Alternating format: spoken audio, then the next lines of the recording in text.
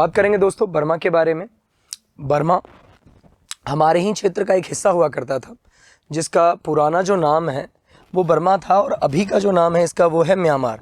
आपको ये जानकारी होनी चाहिए कि म्यांमार जो है वो भारत का ही पहले एक हिस्सा हुआ करता था।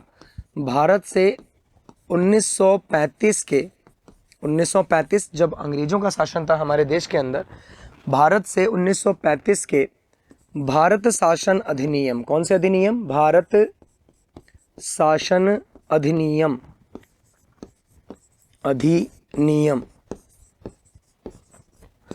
भारत शासन अधिनियम के तहत बर्मा को हमसे जो है वो अलग किया गया था और बाद में इसका नाम जो है वो म्यांमार कर दिया गया। ठीक है दोस्तों।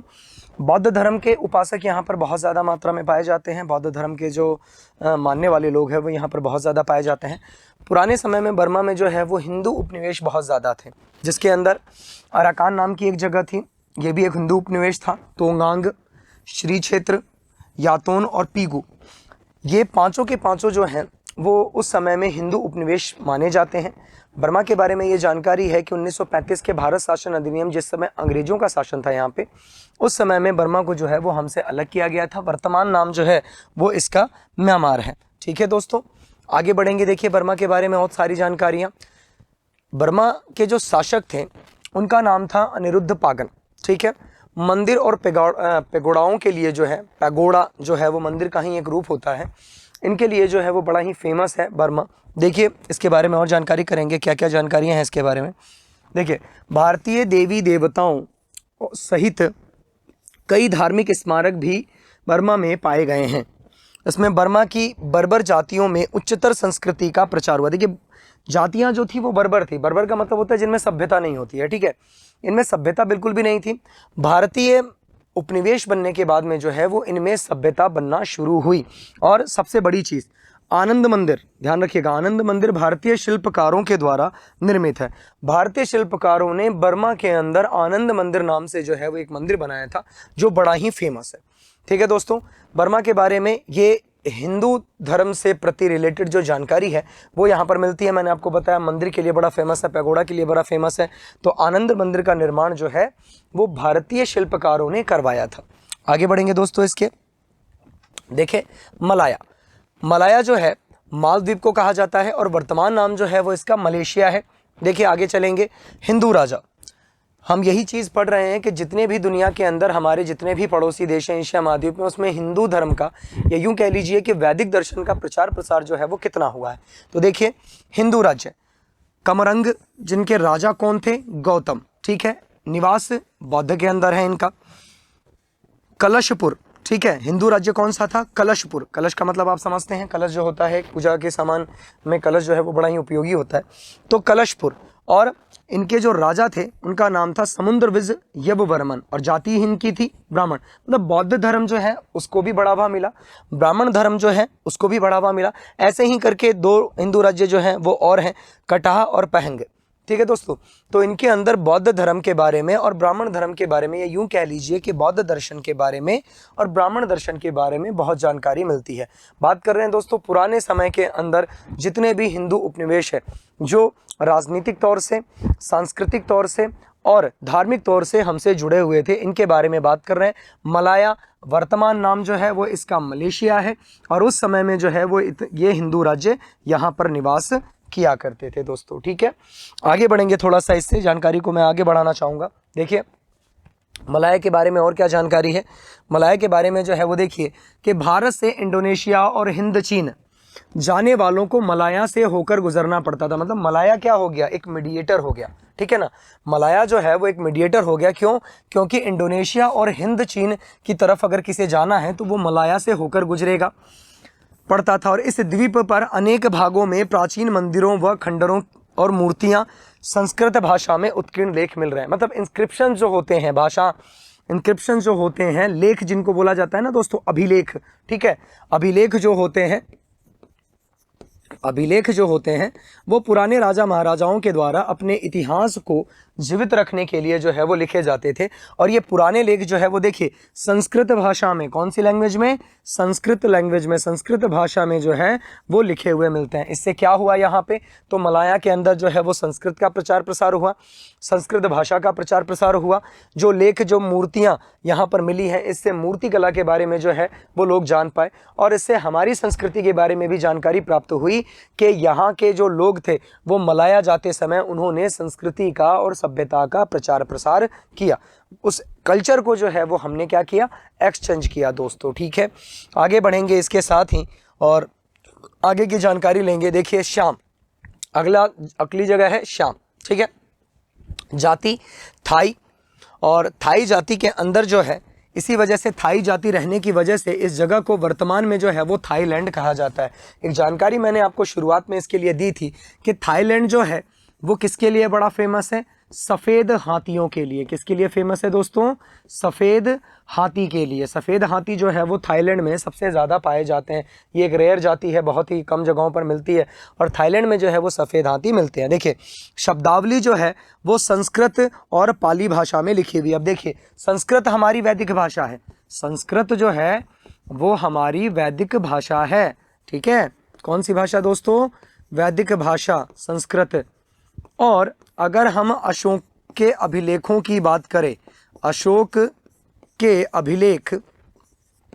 अभिलेख की बात करें कि अशोक ने जितने भी अपने अभिलेख लिखवाए हैं उसके अंदर प्राकृत और पाली इस भाषाओं का प्रयोग जो है वो किया गया है। ध्यान से सुनिएगा कि अशोक जो मौर्य साम्राज्य के सबसे महान शासक में से एक थे, उन्होंने अपने जो अभिलेख लिखवाए उन अभिलेखों में प्राकृत भाषा का प्रयोग और पाली भाषा का प्रयोग जो है वो किया जाता था। तो पुराने समय में, प्राचीन समय में हमारे देश के अंदर संस्कृत भाषा का और पाली भाषा का प्रयोग किया जाता था, जिसका प्रयोग श्याम यानी कि थाईलैंड में भी होता था। और देखिए इसके अलावा मूर्तियां किन किन की मिली हैं, तो विष्णु भगवान की मूर्ति मिली है, महात्मा बुद्ध की मूर्ति मिली है, और प्रजापति शिव की भी मूर्ति मिली है। इससे पता ये चलता है कि शैव धर्म को मानने वाले भी लोग वहाँ पर रहा करते थे, और शैव धर्म को मानने वाले भी लोग वहाँ पर रहा करते थे, वैष्णव धर्म को मानने वाले भी जो लोग वहाँ रहा करते थे, और उसके बाद में बौद्ध धर्म को मानने वाले भी लोग यहाँ पर रहा करते थे दोस्तों। तो देखिए भारतीय संस्कृति का जो विस्तार है वो दुनिया के अलग अलग कोनों में अलग अलग समय पर हुआ। इसी वजह से इन्हें हम जो है वो भारतीय उपनिवेशों के नाम से पढ़ रहे हैं, और भारतीय उपनिवेशों में हमने जो जो नाम पढ़े इन सभी के अंदर जो है वो वैदिक धर्म, संस्कृत भाषा, बौद्ध धर्म, इन सभी का प्रचार प्रसार जो है वो हुआ नज़र आता है। और ये हुआ क्यों, क्योंकि राजनीतिक रूप से, सांस्कृतिक रूप से, धार्मिक रूप से ये सारी रियासतें जो थी वो एक दूसरे से जुड़ी हुई थी। ठीक है दोस्तों, चलिए जानकारी को जो है वो आगे बढ़ाते हैं और आगे पढ़ते हैं इसके बारे में। देखिए सुमात्रा, सुवर्ण द्वीप के नाम से जो है वो इसे जाना जाता है। सुमात्रा वर्तमान नाम जो है वो इसका क्या है, इंडोनेशिया। वर्तमान में जो है ये कंट्री है, देश है इंडोनेशिया। ठीक है, और हिंदू राज्य जो है वो इसे क्या कहा जाता था उस समय में, श्रीविजय कहा जाता था दोस्तों। ठीक है, तो सुमात्रा का पुराना नाम जो नया नाम जो है वो इंडोनेशिया है, याद रखिएगा, यहाँ से जो है वो प्रश्न निकल के आता है इंडोनेशिया। और हिंदू राज्य जो है वहाँ पर कौन सा था, श्रीविजय नाम का एक हिंदू राज्य हुआ करता था। ठीक है दोस्तों, सुमात्रा के बारे में और जो जानकारी है उसके बारे में बात कर लें। देखिए भारत और श्रीविजय के बीच यह समुद्री मार्ग से व्यापार होता था। यहाँ पर क्या होता था दोस्तों, देखिए व्यापार, मैंने बोला ना आपको, हम सांस्कृतिक रूप से, व्यापारिक रूप से, सामाजिक रूप से, राजनीतिक रूप से एक दूसरे से जुड़े हुए हैं। इसी वजह से ये चीज़ें आपको देखने को मिल रही हैं। देखिए भारत और चीन के बीच व्यापार भी एक प्रमुख केंद्र था। भारत और चीन के बीच में जो है वो व्यापार का एक प्रमुख केंद्र था। अब देखिए यहाँ पर जो है वो व्यापार होता किसका था, तो देखिए रेशम का व्यापार जो है वो होता था। उसके अलावा जो खाद्य पदार्थ होते हैं, उसके अलावा जो खाद्य पदार्थ होते हैं इनका व्यापार जो है वो भी दुनिया और देशों के अंदर होता था। ठीक है, उसके अलावा देखिए बहुमूल्य वस्तुएं जो होती हैं इनका व्यापार भी जो है वो होता था पुराने समय में। तो भारत और चीन को ले लीजिए, भारत और सुमात्रा, यानी कि सुमात्रा जो नाम है, अभी हमने पढ़ा कि सुमात्रा जो है वो किसका पुराना नाम है, सुमात्रा जो है वो किसका पुराना नाम है, देखिए पुराना नाम जो है वो सुमात्रा सुवर्ण द्वीप का है। सुवर्ण द्वीप पहले बोला जाता था इसे, और इसी का एक जो हिंदी जो द्वीप है उसे बोला जाता है श्रीविजय, और श्रीविजय के अंदर जो है वो हमारा व्यापार होता था। तो आप जावा ले लीजिए, सुमात्रा ले लीजिए, कंबोडिया ले लीजिए, चीन ले लीजिए, इन सभी के साथ में हमारा पुराना व्यापार जो है मोस्टली इन वस्तुओं के लिए जो है वो होता था। तो हम व्यापारिक रूप से एक दूसरे के साथ जुड़ें, हम सांस्कृतिक रूप से एक दूसरे के साथ जुड़ें, हम धार्मिक रूप से एक दूसरे के साथ जुड़ें, सभी तरह से जो है हम जुड़ें, और जुड़ने के साथ में संस्कृतियों का आदान प्रदान जो है वो हमने आपस में किया।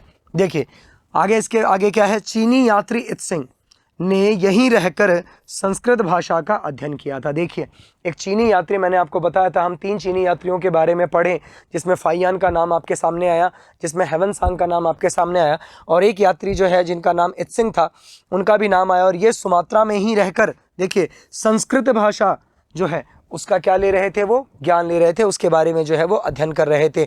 इत्सिंग के अनुसार सुमात्रा बौद्ध ज्ञान का प्रसिद्ध केंद्र था, बौद्ध धर्म का, यानी कि बौद्ध धर्म की जो शिक्षाएं हैं वो सुमात्रा के अंदर दी जाती थी।